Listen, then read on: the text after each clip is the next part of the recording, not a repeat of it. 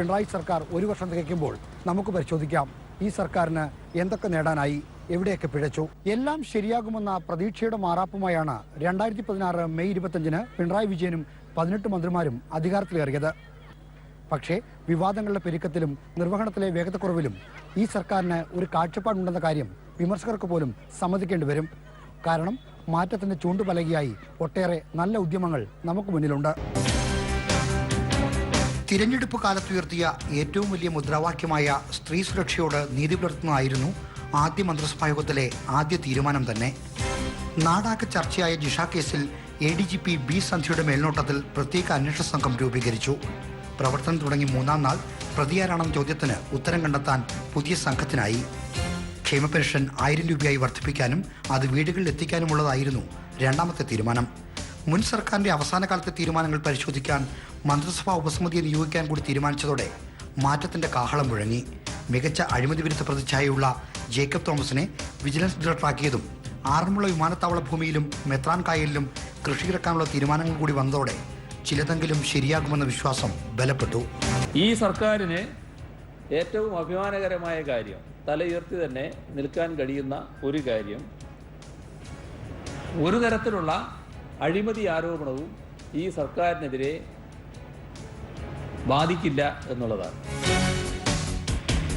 ഭരണത്തിന്റെ 100-ാം നാൾ പ്രഖ്യാപിച്ച 4 മിഷനുകൾ നവകേരളം വാഗ്ദാനം ചെയ്ത മുന്നണിയുടെ നയപ്രഖ്യാപനമായി മാറി. എല്ലാവർക്കും വീട് എന്ന ലക്ഷ്യവുമായി ലൈഫ്, ആശുപത്രികളുടെ നിലവാരവും പൊതുജനാരോഗ്യവും മെച്ചപ്പെടുത്താൻ ആർദ്രം, നാടിന്റെ പച്ചപ്പും ജലസമൃദ്ധിയും കൃഷി പുനരുജ്ജീവനവും ലക്ഷ്യമിട്ട് ഹരിത കേരളം, സ്കൂളുകളെ ഹൈടെക് ആക്കാൻ പൊതുവിദ്യാഭ്യാസ സംരക്ഷണ യജ്ഞം എന്നിവയായിരുന്നു 4 മിഷനുകൾ. പൂട്ടിക്കിടന്ന കശുവണ്ടി ഫാക്ടറികൾ ഓണക്കാലത്തിന് മുമ്പ് തുറന്നത് തൊഴിലാളികൾക്ക് പ്രതീക്ഷയും സർക്കാരിന് നേട്ടവുമായി. മൂന്നാറിൽ വീണ്ടും അനധികൃത കയ്യേറ്റങ്ങൾ ഒഴിപ്പിക്കാനിറങ്ങിയതും പ്രകീർത്തിക്കപ്പെട്ടു. കൈത്തറി, മത്സ്യം തുടങ്ങിയ രംഗങ്ങളിലും സർക്കാർ ഇടപെടലുണ്ടായി. കൊച്ചി മെട്രോ റെയിലിന്റെ ഒരു ഭാഗം പ്രവർത്തന സജ്ജമാക്കിയത് അഭിമാനാർഹമായി.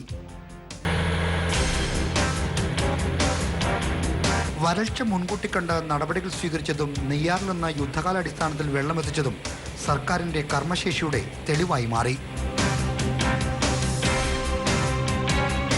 മൂന്നാർ ഒഴിപ്പിക്കൽ വീണ്ടും ആരംഭിച്ചത് അനധികൃത കയ്യേറ്റങ്ങൾക്കെതിരെയുള്ള ശക്തമായ താക്കീതായി.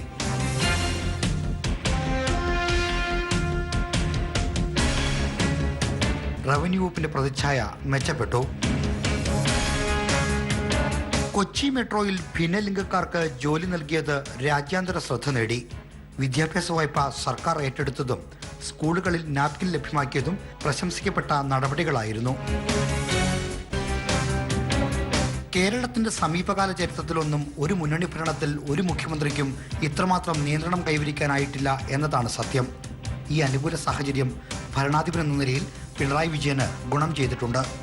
അതുകൊണ്ടാണ് വളരെയേറെ നല്ല കാര്യങ്ങൾ, നവീനമായ ആശയങ്ങൾ ആവിഷ്കരിക്കുന്നതിനും നടപ്പാക്കുന്നതിനും പിണറായി വിജയന്റെ സർക്കാരിന് കഴിയുന്നത്. വികസന കാര്യങ്ങളുടെ നിർവഹണത്തിലും തുടർച്ചയിലും ശ്രദ്ധ വയ്ക്കുന്ന മുഖ്യമന്ത്രിയുടെ തനതായ ശൈലി തന്നെയാണ് മുടങ്ങിക്കിടക്കുന്ന ദേശീയപാതാ വികസനമടക്കമുള്ള പദ്ധതികളുടെ കുരുക്കഴിച്ചത്.